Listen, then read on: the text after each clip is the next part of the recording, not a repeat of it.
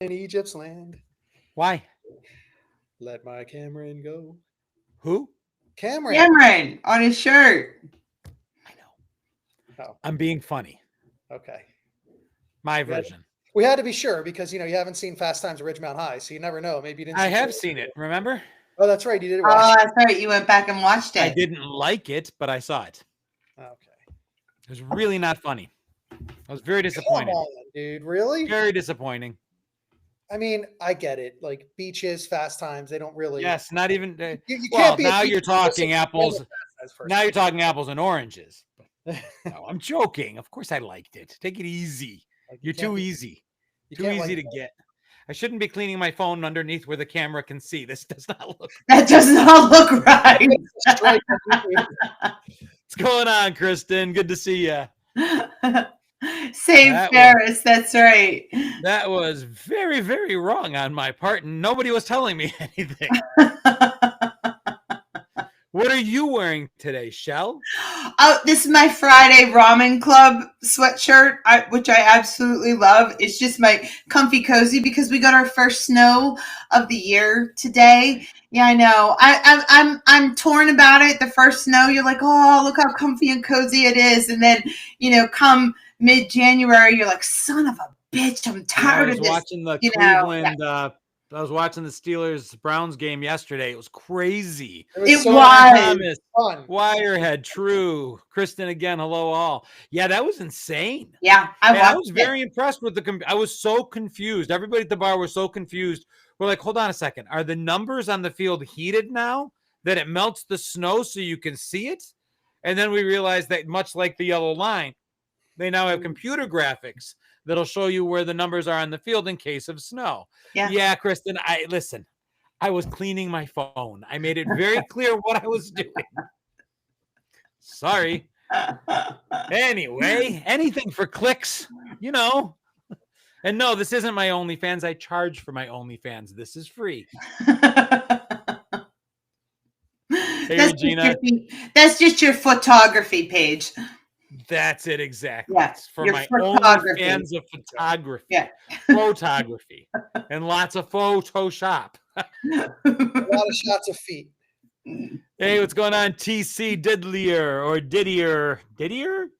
TC Diddler. I can't tell. TC. Well, so, welcome to another episode of the Three View Mirror, guys. We made it through another week. We made it to Friday. Who would have thought? Dude, I was dying. I was on death's door this week. I haven't gone to the gym once. I worked one shift out of 4. I was, Michelle, for you ladies of a certain age, I got to tell you, the internal combustion of my body. I was alternating between freezing and sweating every 3 minutes. Yeah. I would put on a sweatshirt and sweatpants and crawl into bed shaking. 5 seconds later, I was ripping it all off, soaking wet. My wife was like, what is going on with you? I'm like, I have no idea. But this, for an entire week, I could not control my internal temperature. Yeah. Heat flashes and sweat. It was horrible. Yeah. Women, I love you all. God bless. God keep you. I am so sorry. If that's even remotely close to what some women go through during the change, y'all got my respect. Mm-hmm. I lost 8 pounds. Wow. I've been that sick in a while. I mean, knock on wood. Not for a long time. Famous last words. Yeah, that's why I said knock on wood. Now I'm safe, so it's good. Chris, you're feeling well? You look good. I mean, I'm fortunate this time of year living in Florida. The weather's nice, so we don't get those chills. But also, it does help. Like I know my friends that have kids, they're like, everything gets brought into the house. Oh yeah. Thankfully, Bodie, my dog, doesn't bring anything to me. At least I don't think so. So that's a good thing. Yep. So yeah, I'm doing well. Thanks. I was wishing you guys would be able to see. Young kids. I was wishing you'd be able to see outside, but I forgot that by the time with the time change, it's dark out and you can't see the snow. But we had probably an inch, but of course the ground's not cold enough yet, and it's not sticking around. It's kind of melting away. So, but yeah, like the Steelers-Browns game, it was an insanity here for a while today with those flurries. They were big, beautiful flurries. Well, you're welcome to them. I left Buffalo for a better compromise in the Carolinas, and I'm happy to be here. Well, let's get started. Welcome, everybody, to the Three View Mirror, our weekly event, our weekly show filmed live in front of a studio audience, where we come up with 3 topics that harken back to the days of yore, the 70s, the 80s, and the 90s, Gen X era pop culture. And somewhere in those 3 topics will be something that ties them all together. A hidden get out your decoder ring from your Cracker Jack box message that ties the 3 things. Snow is like sex. Okay. Kristen, you knocked me right off of the topic there. I'm like, I looked over and I saw that too, and I was like, hurry before it's gone. It's really it's good at first, and then after a while, you kind of get used to it, or what? Like, I don't know. Wow, knocked me right off my game. So something's going to connect the 3 topics we bring up. Try not to mention it in the comments till we get to the 4th portion. Mm-hmm. So topic 1 will be the first 15 minutes. Topic 2, the second. Topic 3, the third. If sometime within those 45 minutes, you're like, I think I know this. Awesome. Don't be the kid raising your hand for 45 minutes screaming out the answer. Keep it to yourself. And then at the end, I promise, we'll all get a chance. But that way, everybody has an opportunity to play along and see if they can figure it out too. This isn't a competition to see who the smartest kid is.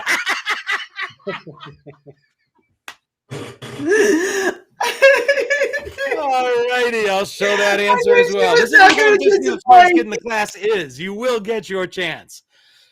So, before Kristen throws me under... yeah. He's already done it to you. You're already, yeah. She's nailed me twice. I just couldn't even twice. No pun intended. Today's host is none other than our favorite Rochelle. My name is John Catrides, better known as Gen X Jono, across all social media platforms. Gen X era content, humor, and just sharing stories with people I love. My Gen X community. Joined with Shell and Chris Clues. I'll let you guys introduce yourselves, and then we'll get started. I'm happy with your introduction. I'll just throw out again because it's around the holidays. I'm Chris Clues. I'm a keynote speaker and author that focuses on the lessons we can learn from that best decade ever, the 80s, the lessons we can learn from 80s pop culture. My books are available on Amazon. If you're looking for a holiday gift, yes, that is a shameless plug. It's the perfect holiday gift for the person in your life who loves the 80s. You can find them on Amazon. And this is the Three View Mirror.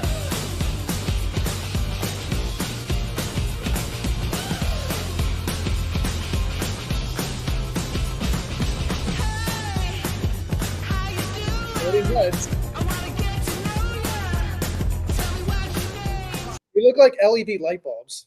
Agreed. All right, we've got our audience in place. Johnny, Irish, Didier, Wirehead, Kristen, and company are all in place. Shell is ready to go. And before Kristen knocks us off our game any further, Shell, I hand you the keys to the kingdom. Take it over. All right, I have 3 wonderful topics today. I'm so excited about these, and I know you're going to...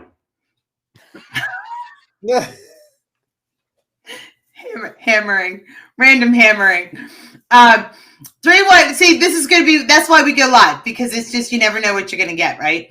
The 3 topics today are Thanksgiving episodes of the TV show Friends, the Thanksgiving episodes, the very special content, Miracle on 34th Street, and Barney and Friends. Those are my 3 top picks. Barney, the big purple dinosaur. Okay. Yes. So the Friends Thanksgiving episode, Thanksgiving specials, which I'm going to read them to you. I have some here for you. The Friends Thanksgiving episodes, Miracle on 34th Street, and Barney and Friends. Okay. Is there a particular order you'd like us to start with? Yeah, I want to start with Friends. I do. I gave them to you in the order I thought that we should talk about them. And just like refresher, I know you know a lot of the Friends episodes, but here are like I was looking at, they sort of ranked the order of a bunch of people did the order of how good the Thanksgiving episodes of Friends were. We had the one with Rachel's other sister, the one with the football, the one where Underdog gets away, the one where Ross gets high, the one where Chandler doesn't like dogs, the one with the list, the one with Chandler in a box, the one with all the Thanksgivings, the one with the late Thanksgiving, the one with the rumor. Those are the ones that I have there. So do you remember any of those episodes, or in general, some of the Thanksgiving episodes of Friends in honor of our upcoming holiday? I love the one with the rumor with Brad Pitt. That's just it's so good. It's so funny. And I don't know. That's my sister and I, whenever that one is on, she'll text me or I'll text her and say, hey, it's the one with the rumor. That's one of my favorite episodes of all time for them. The one with it's actually ranked as first place in the ranking or the scores of like all the Thanksgiving episodes. They do actually rank that one as number one. This was like 10, 9, 8, 7, 6, 5, 4, 3, 2, 1. So the Teeny Weeny episode is definitely a good one. The club, everything that came out on that one, I love it. I like the football one a lot too. I like the one where they're competing because the Monica and Ross like dynamic of them being competing siblings and just their whole dynamic was one of my favorite things of Friends. Having siblings myself, it just rang true to me. I loved how competitive they were. I thought that one was awesome. I also love the one with more turkey, Mr. Chandler, and just how Chandler absolutely hated Thanksgiving because that's when his father basically came out to the world was on Thanksgiving. He learned Dad was stooping the houseboy. So those are my favorite Friends episodes. The Thanksgiving episodes are some of my absolute favorite episodes. The Geller Cup. The Geller Cup. The troll. In the one where she's wearing the turkey on her head. Like, oh yeah. Yes. Right. Yes, like where she's actually a turkey head. Is that the same one where Joey gets the turkey stuck on his head? Yes. I don't. She does it at the end. After Joey puts his head in the turkey, she does it at the end as a joke to endear herself back with same episode. It's Joey. It's stuck. And Chandler in the box, right? That was a Thanksgiving one? Mm-hmm. Because he went in the box because he made out with Joey's girlfriend at the time. Right? Yep. Yeah. Yeah. It was a Thanksgiving one. Something about, let's see, it's true classic, a lot of Thanksgiving, a beautiful display of Chandler and Joey's friendship, sprinkle of funniness. Yeah, they're all eating. They're all at the table. Chandler's in the box. Yeah. I also like the one with all the Thanksgivings, and you go back in Phoebe's crazy life and her past lives, and she's basically there mon Dieu as her arm falls off during like some horrible war, and it's just is stooping a technical term. Irish, it is a very technical term. I use it often. Chris in the comments said, "You ate my sandwich," which just reminded me of that one too. Wasn't that what that was part of a Thanksgiving one, right? Where the other professor eats Ross's sandwich. Oh, with the flavor sealer sandwich. Well, there might be some still in the trash. You threw it away. My sandwich.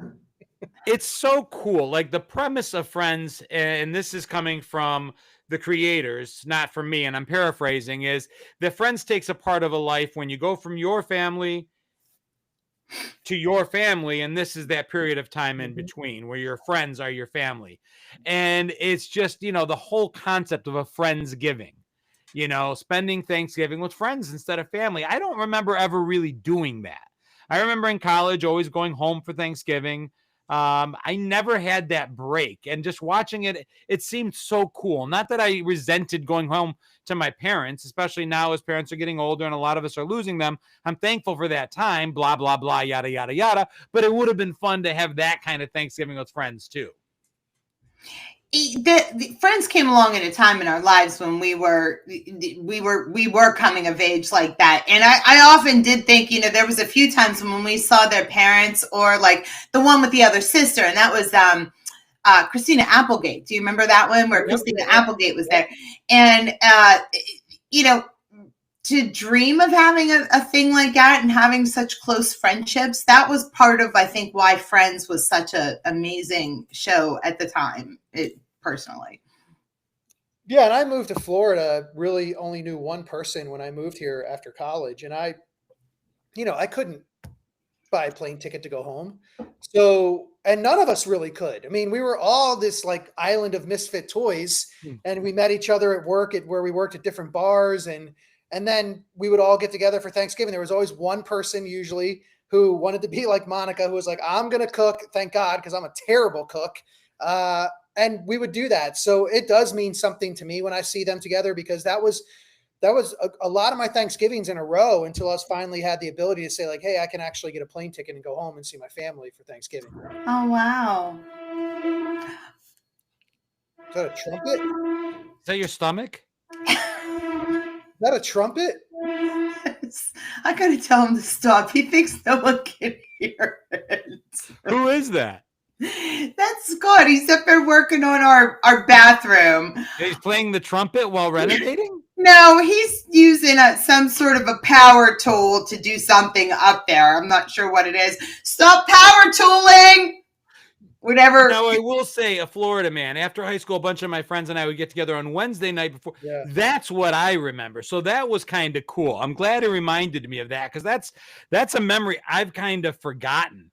But we would, especially the first couple years after leaving for college, when we would go home, the exciting part would be, yeah, okay, Thursday I'm going to spend at the dinner table with my parents. But like the night before and the night after, we're all about getting back together with high school friends and seeing what's changed. Yeah. What's going on with them. That was cool. Thank you for sharing that. I'd completely forgotten that memory, and it's a good one. Yeah, we had the Harriman House in my town. It was like the only like halfway decent bar that everybody could go to on a Wednesday night and do the same thing. And then a turkey bowl was always fun until I think somebody broke a wrist or something, and then that was it. We were all like, okay, we're too old to play tackle football. And nobody wanted to play flag, so we're like, it's over. Turkey bowl's over. I got husband in the comments saying he's sorry, and then I apologize, Chris, for laughing. But then someone says it's a drill or something, and then I'm going back to the whole OnlyFans comments and thinking like that's not a drill, and I like comments started coming into my brain and thinking like, yeah, okay, he's upstairs working on his OnlyFans. You start thinking about the teeny weeny Thanksgiving. That's right. We said you had a hint of a penis. I just like, well, who else was in this club? And you see Ross's face, and he's like, don't do it. Don't do it. Don't do it. Me and Ross. Don't need to point. She knows who Ross is. And she's like, to Monica, she's like, and you knew? And she's like, yeah, but I was afraid you might show it to me. That was, I mean, the whole thing, even with Phoebe, like, you know, when Brad Pitt, I can't remember what he's going to say. And she's like, oh, just take off your shirt and tell us. Friends gets a bad rap to this day whenever we bring it up. And I'm surprised it hasn't come up in the comments yet. But invariably, inevitably, whenever I mention Friends, somebody jumps in and they're like, I just didn't like it. I didn't get it. I don't get the fascination. I don't think it was that. It's up there for me. There were so many things about each episode that I thought was so clever and almost like an inside joke. And I know millennials discovered it after us, and a whole new generation, Zoomers, are endearing it. Yes, they're finding certain things problematic about it. The teeny weeny episode probably will get blacklisted as being problematic today. And again, it's not our place to judge one way or the other. I'm not saying it to evoke controversy. I'm just saying I'm really happy we grew up in a time when that was still funny and there was nothing controversial intended about it. Wirehead says, I think I'm that guy, Jono. It's probably because you're Canadian. It's not to your gentle humor. But I think Friends came along when Friends could. It couldn't be the same show today, for better or for worse. And I really enjoyed it. Because everybody today on Friends would everybody be sitting on the couch looking down at their phones. That's why. That's what I was thinking. But yeah, and but when I was going by and I was, re-looking at some of this, it did make me think of Matthew Perry because, going back and looking and seeing some of those younger images and video clips of him, my heart was just a little like, man, poor guy. I mean, we lost him too soon. He was way too young to be lost. And by the way, someone mentioned in here the I Hate Rachel Club. Yep. I think that was a Thanksgiving episode, right? That was the rumor. Yeah. That was the rumor. Okay, yeah. It was also with Ross and the librarian. I can't remember her name. And he's like, it was the eyes. It was the eyes. And I think he said something like, did she, she didn't take a good picture or something. And Chandler said that's because she was used to sitting for oil paintings. Oh, wait. Or the one where, Joey thought he was doing some sort of an ad and then he ended up doing one for venereal disease. Oh yeah. That was just on the other night, actually, when I was falling asleep. That episode was on. Yeah. He couldn't go home because his family thought he had venereal disease. Yeah. That was a Thanksgiving one. Yeah. That's right. Yeah. So now I'm going to pivot because this is our final show before Thanksgiving, and this is the closest I can come to bringing it up. But the tradition of Friends special Thanksgiving episodes is rooted back in the 70s and 80s where everybody would have one. The Brady Bunch had their Thanksgiving episode where they all did the play. Every single show, the Cosbys, I'm sure, did. Before that, Cheers did. Whatever. But nothing, and I mean nothing, will ever come even remotely close to the WKRP. Oh my God. Oh my God, it's turkeys. God is my witness. God is my witness. I will never forget the first moment I saw that. And I've got to admit, I don't think I saw it during the original moment. Like I would have been really like, what was that? Late 70s? I'd have been I'm glad I didn't see it then because I wouldn't have appreciated it the way I saw it years later in syndication or on YouTube. Once I still will never, because I didn't know. As Les Nessman is describing what he's seeing, you see it. You literally see it. They did such an amazing job. And the realization that they're tossing live turkeys to their imminent death. Nothing will ever beat it. Not Friends, nothing. That is as good as it gets. That is as good as it gets for Thanksgiving. Yeah, absolutely. And with that, because I don't think anybody could disagree that is hands down one of the greatest Thanksgiving moments on television. Yeah, your faithful reporter, Les Nessman. With that, I think we could probably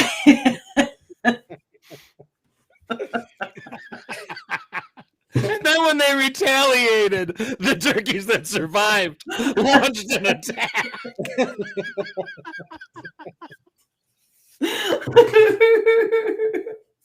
And you didn't see any of it. No. But we all see it. Yeah. We all see it. We see them dropping. We see them landing. We see them coming and mounting the attack. We saw all of it, even though they showed none of it. It's like a psycho moment where what you didn't see was funnier than what you did. Mm-hmm. Just like what you didn't see was scarier than what you did. Mm-hmm. Oh, sorry. I didn't mean to continue. I'm going to have to go on YouTube and look that up now tonight. Yeah. I think I'm going to do a video where I just monologue it. It's the best. Just stand there and just say it. Just say exactly what he's saying. Yeah. With a wired mic. Just do it and do it with some grainy filter. Yeah. Like you're all right. I'm sorry. I didn't mean I just No. You're fine. No, with that, I think with that, we can pivot over to our next topic. Pivot to our next topic, which is Miracle on 34th Street. Which one? Either one, really. I relate more. I mean, it's the 90s. It was the one in 1994 that I relate more to, even though I saw the classic because it was a Christmas movie, right. and it is actually the classic, the 1940s version was actually put on the National Film Registry. as an incredibly important film in history. The American Film Institute lists it. It's been colorized. It's available in black and white, and it's kind of like the and every angel gets its wings. What am I thinking of? Christmas. Say that movie. again. Virginia Woolf. And every time a bell rings, an Scrooged? angel gets its wings. That movie. Scrooged. No, Jesus, why Christmas can't I think? Vacation. No, the black and white. With what's his face? Who talks fun? Jimmy Stewart. Princess Bride. Jimmy Stewart. Why can't I think of the name of the movie? Oh, You're not not Mr. Smith Goes to Washington. Miracle on 34th Street. No. Oh my God. It's a Wonderful Life. Wonderful Life. It's a Wonderful Life. Yes. Chris. No, I was wait a listening minute, from the beginning. I knew what she meant. I thought you were. Okay, listen. But here's why I can never remember the title of that, because I personally no, It's a Wonderful Life. I personally hate that movie. And I do not like that movie. Never did. I'm sorry, but It's a Wonderful Life is one of those movies that even though this is from the 40s, the same thing with Miracle on 34th Street. I don't have anything here that it's like 70s or 80s, but you saw those movies in the 70s and 80s because they were such classics. It's like The Wizard of Oz. You saw it then because it was such a classic.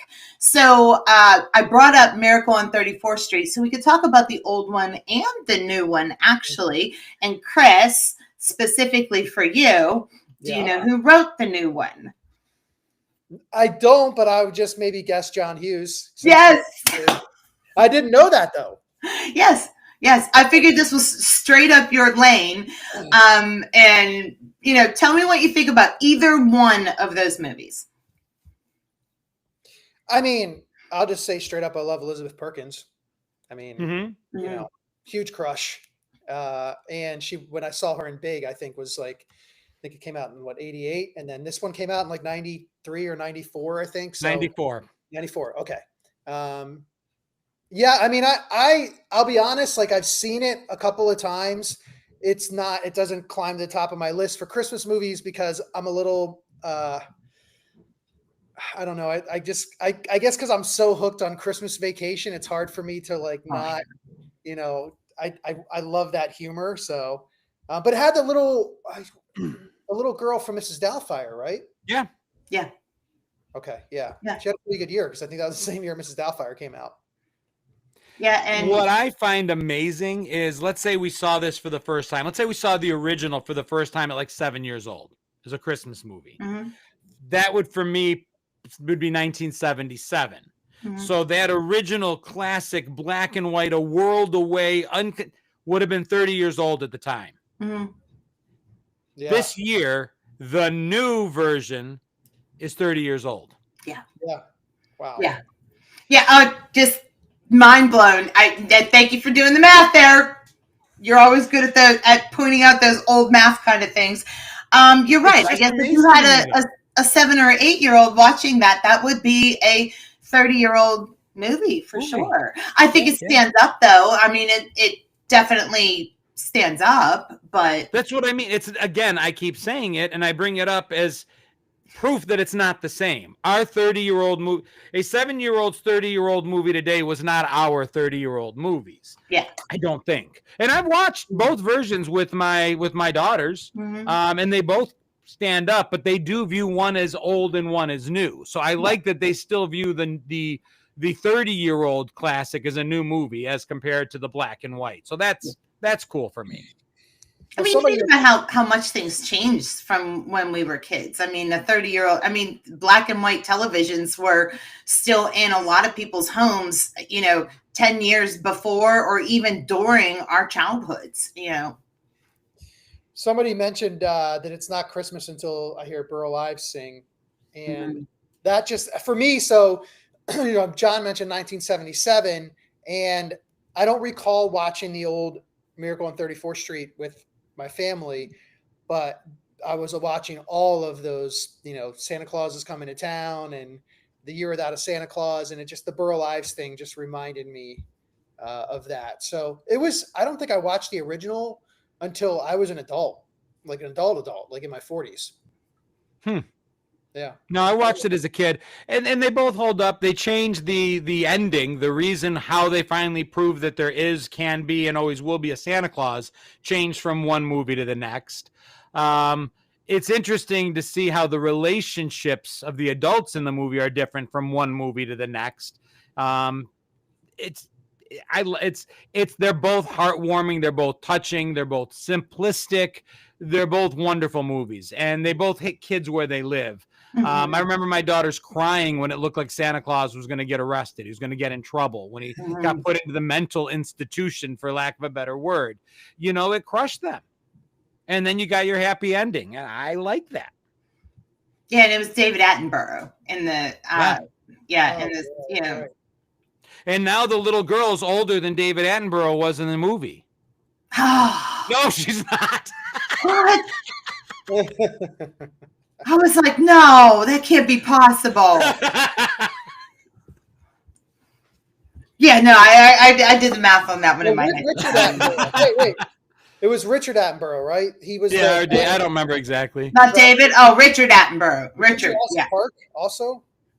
Richard Attenborough. Yes. Sorry. He was Jurassic Park also. Right? Not David Attenborough. Not our guy from all the. Yes, he was the guy from Jurassic Park. Nature movies.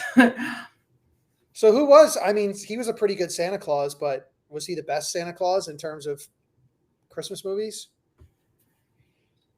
I put him right up there. I think I would too, actually. I thought he did pretty well. I'm trying to think of who else I would think did better. The Santa Claus. Yeah, that was good. I thought, what's his face? Tool Time Tim there did a fantastic job at being Santa Claus in that movie and his transition into Santa Claus. I thought he did great. Okay. I liked, oh God, now his name is slipping my mind, but he played Santa Claus in Elf. I'm trying to think of who that is. Sometimes my name slips my mind too. Miracle on 34th Street. He's a really good Santa Claus, though. But and the reason I brought up Miracle on 34th Street is too, we're all heading into Thanksgiving here. The movie is originally, they didn't even want it marketed. They wanted to release it in May because the producers basically, the 1947 version, because they said nobody wants to go see a Christmas movie. We don't want this to be a Christmas movie. And the original trailer included nothing about Christmas. You weren't supposed to know that this was a Christmas movie, and they were going to release it. They said, you want to go, in warmer weather to watch this movie. But the beginning of the story starts at Thanksgiving. Right. Yeah. Well, which makes sense because it's basically taking off from Macy's, the stores, and you've got the Macy's Thanksgiving Day Parade where Santa Claus arrives, and then the Santa Clauses all go into the department stores. Because the store is Macy's on 34th Street, although they give it a different name. Yeah. Right. Yeah. I didn't know that. I'm going to have to go back and watch that one now because it's definitely been a while since, like I said, Christmas Vacation, Elf, and Die Hard I kind of consume at Christmas. Well, I mean, this movie definitely starts off the Thanksgiving holiday into Christmas for me. I feel that. Another one that does that for me is Home Alone with my kids. Mm-hmm. And without a doubt, my favorite Thanksgiving movie, probably my favorite holiday movie, probably a contender for my favorite movie, period. Like with Chris, I know agrees. Planes, Trains, and Automobiles. Mm-hmm. Yeah, absolutely. Del Griffith, shower curtain ring salesman. Mm-hmm. So I didn't know that little bit of trivia there that people wouldn't want to go see a Christmas movie. Yeah. Yeah. It was supposedly, they didn't want to release it at that point, and now it's considered to be one of the greatest classic movies of the time. And, people still watch it. I mean, I don't know about now, maybe, but no, it still has legs. And maybe, I mean, the old one and the new one, it's, to your point, the old one, they're both old. Let's be fair now. They're both old, but the older one is right up there with, like you said, movies like Silver Bells and It's a Wonderful Life. Mm-hmm. That's on the original Ebenezer Scrooge, A Christmas Carol. And then there was a resurgence. I mean, really the 80s and the 90s revisited the whole concept of Christmas movies. And we got movies like Scrooged that reimagined what that would look like. They started remaking things. And I mean, I loved it. You even had, I'll tell you what, I didn't watch A Christmas Story as a kid.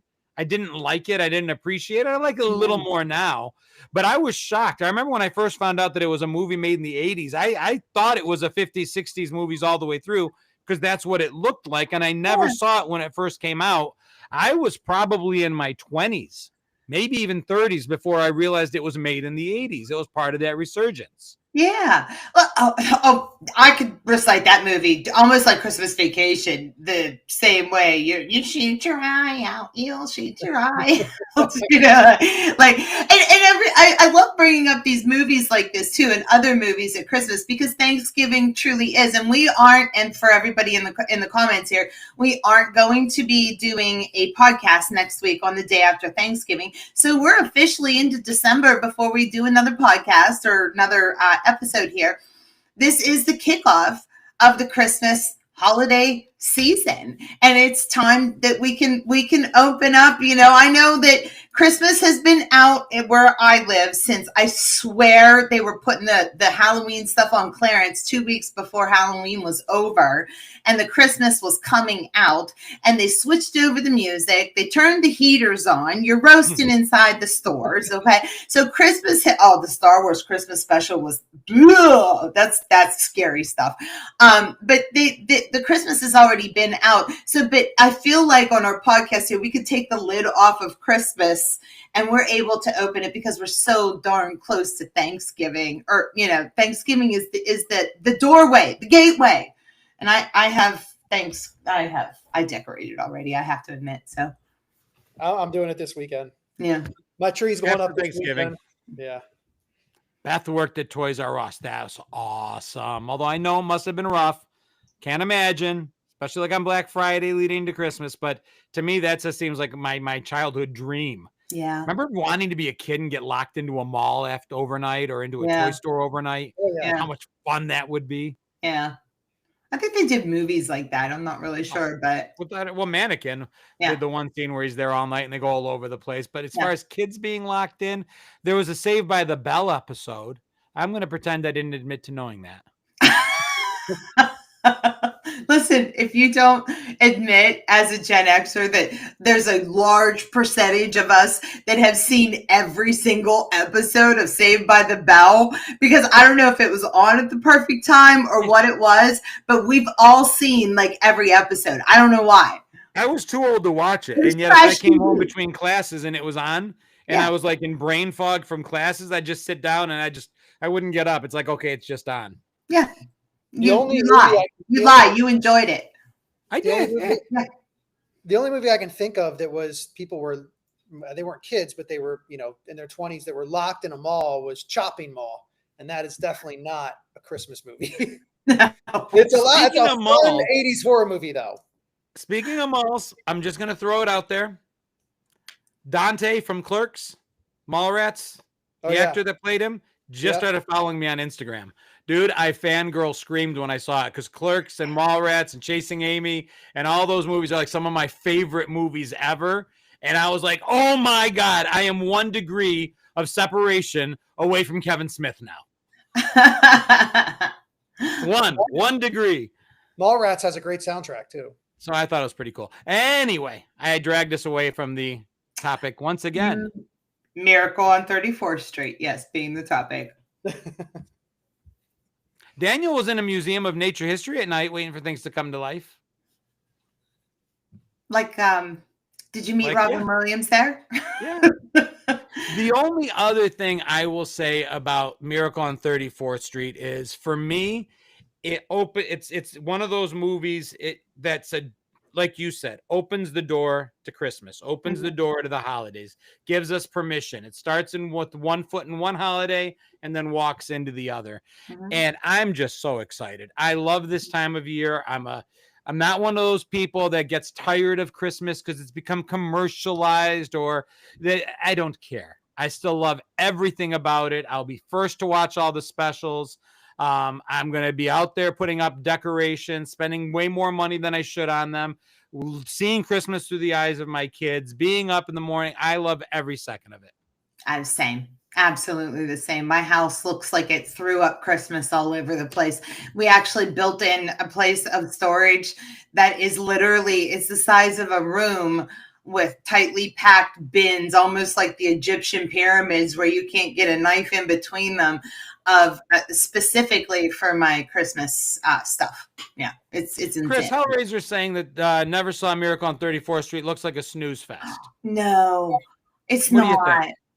No, I just think it's it's beautiful. I don't want to say, I mean, old fashioned is the wrong, maybe. It's a kindler, gentler movie. Yeah. I mean, it's not Home Alone. It's not at a frantic pace. It's not snarky. It's not, it's just, it's beautiful. Yeah. It's just a nice story. And we don't have as many of those anymore. So it'll get you really pumped up. Like, honestly, Hellraiser, it'll get you pumped up for the Christmas holiday season. It somewhat brings back that magic, because if you remember the magic of Christmas from when you were a kid, it kind of rekindles a little bit of that magic back again. And that's one of the. And then you can watch Die Hard, so it's okay. You can do both. Yeah. Watch Miracle on 34th Street. Throw in a little bit of Christmas Vacation, Gremlins. Transition over to Die Hard. You got it all. You got it all. Throw in a little Better Off Dead. There you go. Want my $2? All right, 41-minute mark, Shell. All right. What do you think? We are moving on. Hello, Luna. In case anybody missed it, we've already talked about all of the Thanksgiving very special episodes of our very lovely show, Friends. We've talked about Miracle on 34th Street, and now we're going to talk about Barney and Friends. That big purple dinosaur. And I have some fun facts about Barney, by the way. I have Barney. Anyone? So at the beginning, I saw a few people say, "Oh, I was a little old for Barney," or "I just came on at the end of Barney." For me, I've talked about this before. There's the memories that I experienced firsthand as a child, and then there's the memories that I experienced as a parent of children. And for me, Barney falls into the latter. My older daughter's 21 years old in 2 days. And so she was right at the age where we were watching her contemporaries, people like Wizard of Waverly Place singer. What's her name? Oh, come on.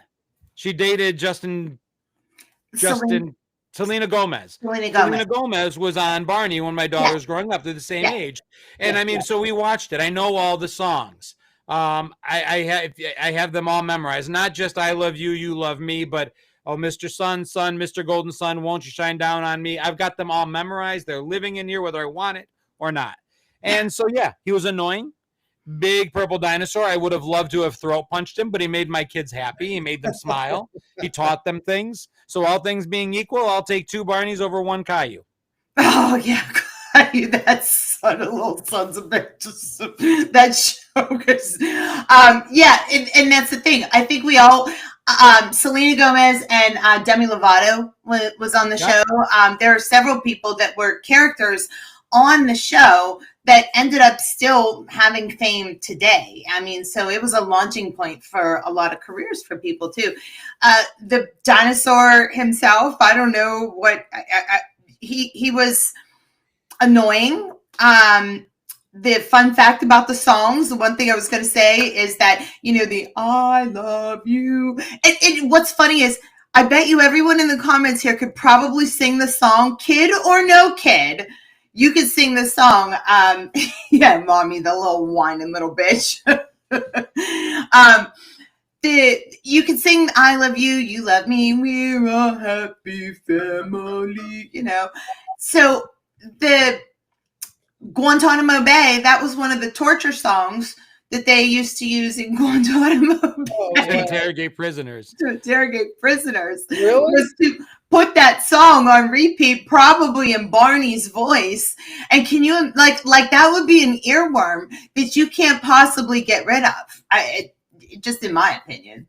Well, and they all stuck. Hey, Mr. Knickerbocker, boppity bop. I like the way that, I mean, they're stuck.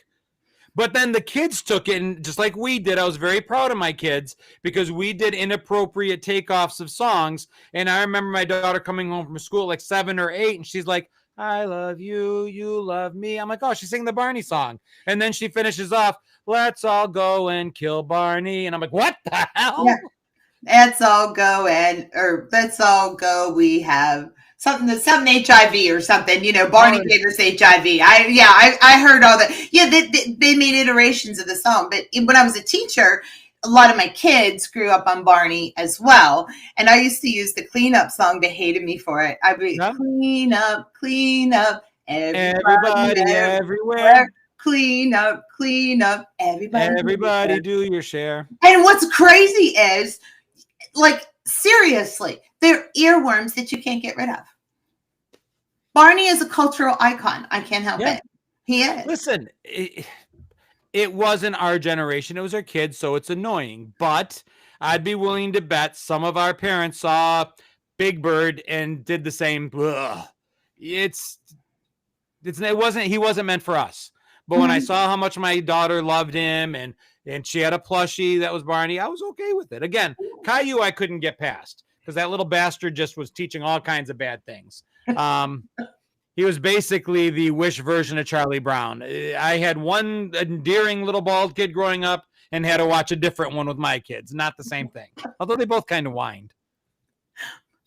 I made a Caillou cake I think I showed you a picture of my Caillou cake that I made for my son because he was so into Caillou. I had to watch, like, I've seen every episode like 50 times. Yeah.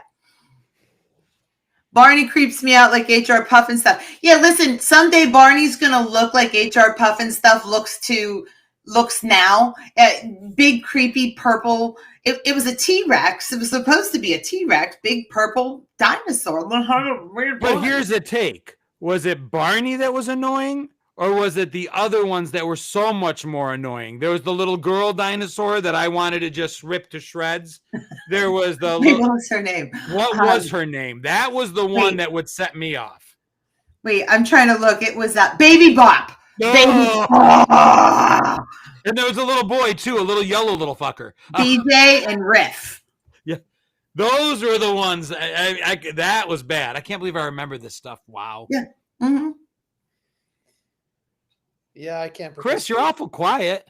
I don't have anything to add on Barney. I was 22 or 23 when it came out. I certainly wasn't watching it. And I never had kids, so I never had a reason, thankfully, to have Barney on in any way, shape, or form. So tell me you haven't seen somebody punch a purple dinosaur on some sort of a movie or something, because they've used Barney as a cultural thing.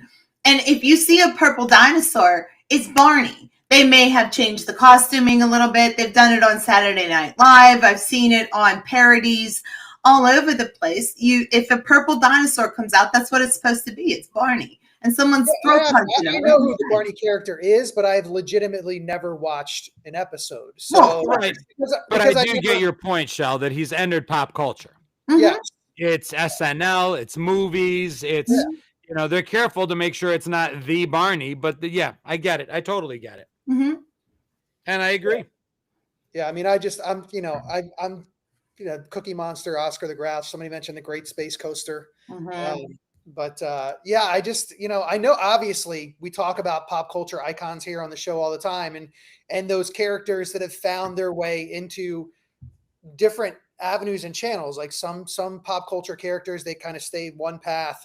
Others just branch out into all kinds of different stuff. And some people love it. Some people it annoys, but Barney definitely branched out. Whenever I see Barney's, I think of Grimace. I don't know why, but yeah. A little bit, like it just maybe because they're both purple. The premise I love about Barney is the trope of only kids can see it. It's the same thing they carried on in a lot of other places, or it doesn't happen when people are watching, like the Toy Story toys. Mm-hmm. As soon as somebody's there, they fall to the ground. Mm-hmm. Barney only came to life when the adults in the room were gone. Mm-hmm. And it was literally just powered by the kids' imagination. Now, the premise of it, you can dislike the songs, you can dislike the way in which they carried it out. I love the premise that it's just this imaginary world. He's never anything but a stuffed animal. He never actually comes to life. But that's what it is. And I love that part of it a lot. I think that's really cool. And purple seems to be a color they used a lot for characters too, because it was, Grimace, Barney, Harold, and the Purple Crown. It's kind of interesting. Yeah.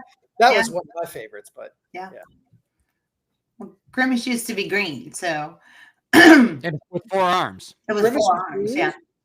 And he was a bad guy. He was a bad guy. Yeah. He had 4 arms, and he was, or Uncle O'Grimacy was green, if you remember him. Right. Grimace was purple, but he had 4 arms, and he would Purple with steal. 4 arms.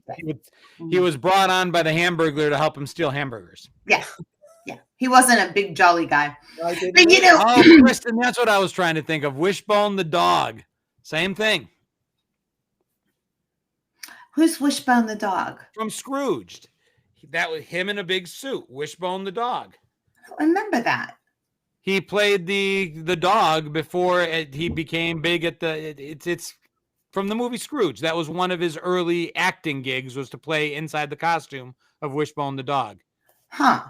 No, I don't remember that. You need to rewatch Scrooged. Yeah. I need to rewatch it because it's been, I don't know how many years that, and speaking of these movies and things like that, these specials that were for Christmas, just to go back a little bit, back, it doesn't seem now with all the pay services and stuff, I'm sure you can find all the Christmas movies if you want to, especially the Lifetime movies and the whatever, but it was a family deal to sit crisscross applesauce in front of your floor model tube TV, which someone in the comments had said earlier, no one has a tube TV anymore, to sit and, the Christmas specials are coming on. And you saw it was a Christmas special movie. It was a Christmas animated special. And you carried a schedule around of what these movies were for the entire month of December. ABC, NBC, CBS, you knew when they were coming on. And that was a big deal. Oh, I love him. I love him. Bumble. Oh, Bumble. Bumble's bounce.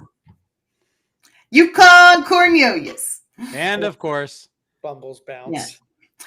I mean, it's as adults, I'm buying toys. Mm-hmm. That's how much they meant to me. It doesn't go away. No. It makes us happy. Yeah. It's touchstones of memories of our childhood. Yeah. And I don't know. The reason it was special was because it was special. Couldn't watch it whenever I wanted to. Couldn't pause it to go to the bathroom. It was special because you saw it or you didn't see it. And if you didn't see it, well, then you made sure you saw it the next year. And you're like, no, I'm not missing it again. Because we all missed at least one of them. I remember going to school and was like, did you see that Frosty? And Frosty was on last night? No. And every now and again, the networks did something very evil. They played one against the other. Mm-hmm. And I'm like, that didn't happen very often. But every now and then, the bastards got us. And you had to choose. Yep. Yeah. I remember that. You stayed home for that. And it was. You stayed home or you came in for it. That's when mom would yell, or one of your friends' mothers that was home would yell, guys, Rudolph's on. And then the whole neighborhood would clear out. Yeah. That was the TV guide. Yeah. I'm sure Hallmark someday, if they haven't already, will come out with back to Barney with a Barney ornament, just like the Rudolph ornament, because Barney meant something to a generation of kids in the 90s. And, Barney was prevalent in the 90s, and I would say the 2000s too, because even though it ended sometime in the 2000s, it's probably on in. Somebody said they just released a new version. Okay, see, that's what I'm saying. Barney he's not going anywhere, and you can hate the big purple dinosaur with the perfect teeth, by the way, the perfect teeth. And someday they're going to sell that. Just like they sell the Yukon Cornelius ornament and the Rudolph ornaments. No, I totally get it. I totally get it. Yeah. What I don't get is how the hell you're going to connect these three topics, Shell. Well, are we there yet? Are we time? Yeah, it's 54 after. Yeah. Okay. I don't know how much more we can pull out of Barney's ass. All right. Well, for those of you, we already discussed the Friends Thanksgiving specials because we're coming up on Thanksgiving. The launch of the Christmas season and the launch of Christmas movies with movies like Miracle on 34th Street and Barney and Friends. And any idea of connecting anything about anything with these 3 topics. And just like this, and I will say that I'll give you one little thing here. Because I can share screens here, I have prepared like Alex Trebek, like a video daily double to help you along. Okay. Uh-huh. So yeah. Well, I'm putting it out. Chris, do you have anything before I go to the live studio audience to see if they can help us? Because I've got an idea that I wouldn't think would be it if it was anybody but Shell as the host. Because it's Shell, I'm kind of putting myself in like, maybe I can connect that. Kristen says Charlie in a box. Oh, no, she's talking about Charlie in a box is Rudolph. Oh, okay. That's Because I remember, because I know Chandler was in a box. I thought Chandler in a box. Yeah, Chandler in a box. No, Charlie in a box was because he wasn't a Jack in the box. He wasn't a Jack in the box. He was Charlie in the box. Charlie in the box. The only thing the only reason I would throw this out there and have no idea how it connects is because a couple of times Shell went back to Matthew Perry. And I was like, I wonder if Matthew Perry was somehow around Miracle on 34th Street and Barney. But that was the only thing I could think of because you made a point to go back to him. And I thought that might be a tell, but I have absolutely no idea. You guys talked about it. Talk about what? The connection? Uh-huh. You mother. When you do that to us. And you told me before, you said I suck at having a poker face. And you know what? You didn't get it this time. So I'm not done yet. All right. The only thing I thought of, and now since we didn't talk about it, it's not it, was the episode where Ross dressed up as the holiday armadillo, a Thanksgiving episode. That was a Christmas one. Okay. Because I'm like, well, if that one was, then he dressed up as something. Miracle on 34th Street, you talked about dressing up as Santa Claus. And then Barney had an actor who dressed up as Barney. So people, doing something to look like somebody else in order to bring joy to people. But if that wasn't it, then that's not it. Well, no, it's not. And I'll give you the video daily double clue. All right. Okay. We're going to get the video daily double clue. It might connect it for you. Here we go. I'm going to see if I'm going to pull it up here first. And then see if I can share the screen. Give me 2 seconds. I think you're sharing. Shell and technology. This should be good. I think you're sharing the wrong thing, Shell. Share screen. Wait. Wait. Take a good look at your screen. Yeah. Make sure. Can you do that? Okay. Thanksgiving parade. You mentioned the underdog.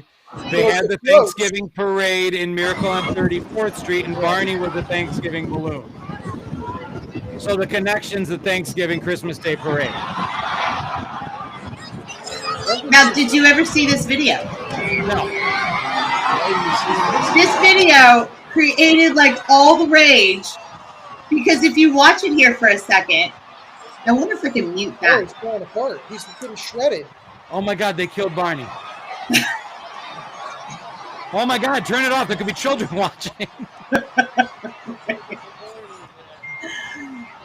No, this video is like what mega viral like at some point because I'm going forward here a little bit. Hold on. Oh my God, they're ripping him apart. Just let go.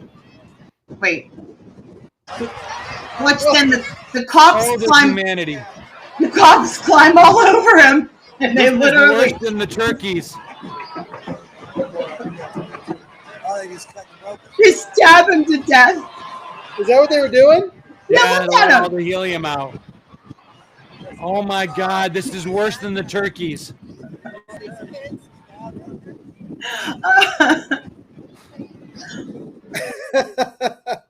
Well, that made it clear. Yeah. So it's the Macy's Day Parade. Is that what it is? Yep. Obviously, because Barney was a float, and Friends, you had the episode where Underdog got away. And of course, Miracle on 34th Street is Macy's, and it's the parade. That's a great connection. And we did talk about it. And it is obvious, and it's right there. And I blame the studio audience for not getting it. And then I'm so Macy's traumatized right now. Macy's If that was Caillou, I'd be okay. That bothered me. On some level, that bothered me. Wirehead said someone saved me some white meat. Listen, the Macy's Thanksgiving Day Parade, I can't think of anything else that the Christmas movie. We talked about things that launch Christmas. And the Macy's Thanksgiving Day Parade, it launches also Christmas. Miracle on 34th Street is literally about Macy's and Thanksgiving and the launching of Christmas.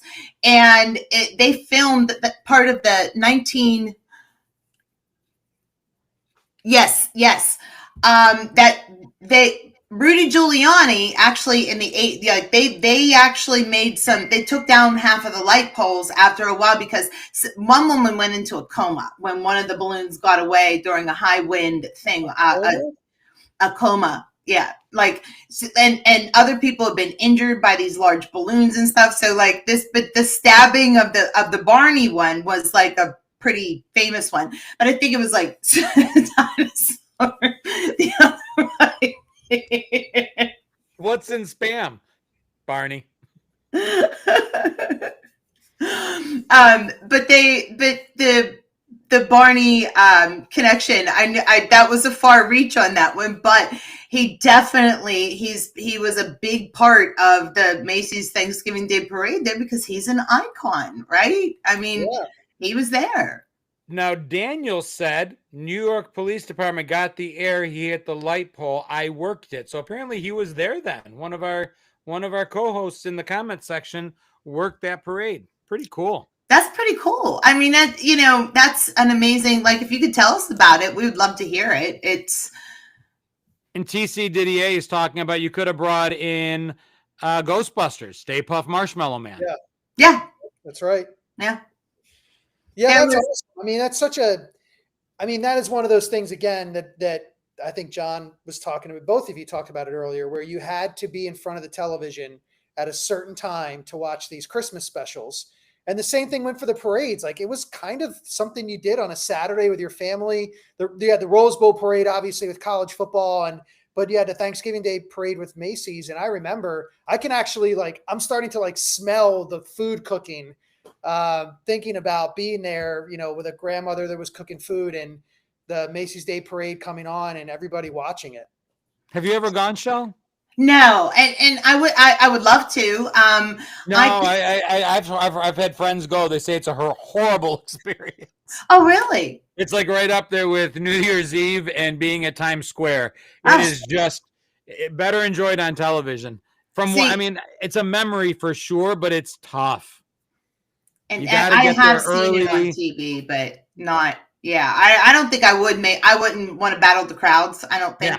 At that point, but I can remember being a kid and in one room you're watching, there was football or and in the morning it was the Macy's parade and it was a whole thing. It was a whole thing. And so, I wanted to tie this into Thanksgiving and I blatantly made it Thanksgiving with our episodes of Friends with all the Thanksgiving ones. And you mentioned the Underdog. If people don't know it, the Underdog, when they all locked themselves when the Macy's parade was going on, they ended up locking themselves out of their apartment and missed their Thanksgiving dinner because they all went up to watch the Underdog balloon fly away in New York. Yeah. Well, even Seinfeld had an episode. I think Mr. Pitt was supposed to hold a balloon and it got away from him.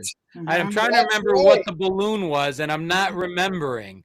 He wanted. Was it Underdog? No, I have it written down. There wasn't. It was.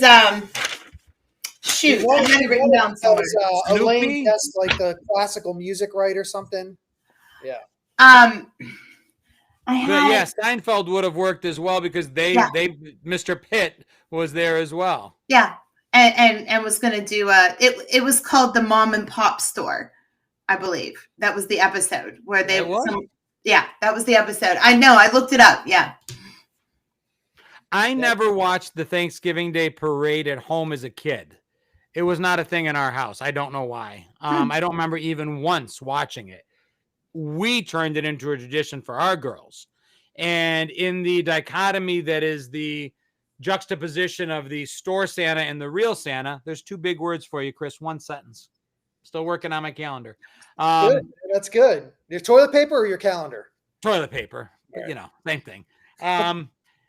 My kids always understood that there was the real Santa and then there was the store Santa, but always without question, the Santa Claus that was in the parade was the real Santa Claus. And that's how he came down. And that moment, I always have those memories of my girls just being so excited, the buildup that here he comes. He's finally here. And, the next time they would have any glimpse of Santa, the real Santa, would be if we were lucky enough to be in one of the stores he actually visited, or just the fact that he'd been in our house. But that was it. This was one of the times they could see him. Snoopy. It was Snoopy. It was Snoopy. Yeah, I saw it right there. When someone said it, like sometimes when someone says something, you're like, yep, that was it. As soon as they mention it. Can't get it off the end of your tongue, but you remember it was the Snoopy that they were going to hold in the parade. Sarah says she found the Thanksgiving Day parade boring. There were moments. I always got annoyed that they don't sing. Like it's all so blatantly lip syncing, and it has to be, but it's just so blatant that they do that. I'm like, then just don't do any singing. Kristen said she doesn't go anywhere where there aren't bathrooms. I'm like, that's me too. Yeah. Like, I'm not sitting there for 15 hours in a little square. Although early on, Daniel, I think who said he was working it, said you can also go to the museum the night before and see the balloons. I don't know which museum, maybe you could tell us, but that might be a better way if you're curious than getting put into a little square for 15 hours. Yeah. Kristen, shame on you. I'm not even putting your comment on the screen. Oh, you sit there on your throne of lies. You know what? I almost used the dog show too, the National Dog really? Show. Mm-hmm.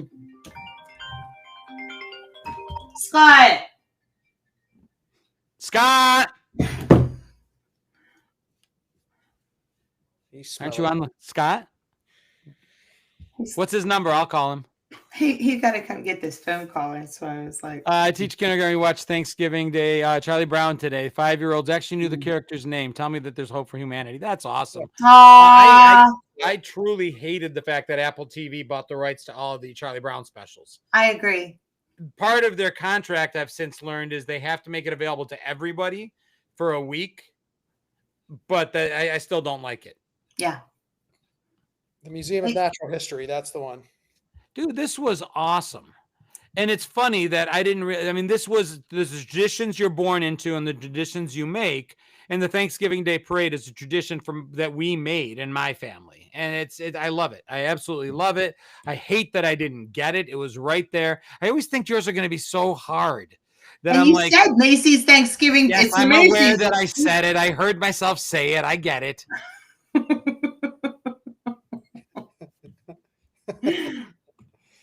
Yeah, that was awesome. That was great. And listen, for me, like I do love Halloween, but this is my favorite time of year.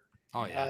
I don't know. For me, it just seems like a 4 to 6 week period where it just feels like there's magic. And I love all the lights. I'm a big light person, so I think all the lights are cool as well. Just I like to see what people do. And living in Florida, you don't get quite the weather, although we are going to be 55 tonight, which is like about 10 for anybody else. Grab your blankets and I got a snuggies jacket to walk Bodie. Bodie's got his jacket on to walk when I walk. But it's but what is cool though is like when you see everybody light up the palm trees, it actually does look pretty cool. Yeah.